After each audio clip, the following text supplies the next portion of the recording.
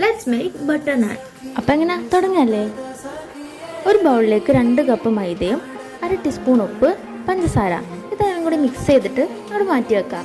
ഇനി ഒരു ബൗളിലേക്ക് 1 കപ്പ് തൈരും 2 ടേബിൾ സ്പൂൺ വെള്ളവും കൂടി ചേർക്കുക.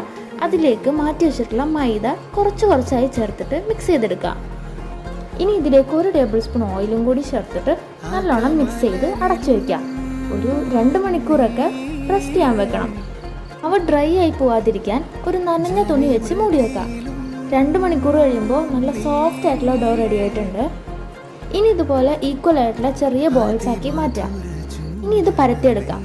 ഏകദേശം ഇതാണ് ഇതിൻ്റെ ഒരു ഷേപ്പ്. ഇനി ഇത് 2 സൈഡും മറിച്ചിട്ട് കഴിയുമ്പോൾ ഇതുപോലെ നല്ലോണം വീർത്ത് വരും. ഇനി ഇതിൻ്റെ മുകളിൽ കുറച്ച് ബട്ടറും കൂടി അപ്ലൈ ചെയ്ത് കൊടുത്താൽ സംഭവം റെഡി. ഇത് ഭയങ്കര സോഫ്റ്റാണ്, കഴിക്കാനും നല്ല രസമാണ്. ബട്ടർ ചിക്കൻ ഉണ്ടെങ്കിൽ പിന്നെ അടിപൊളിയാണ്.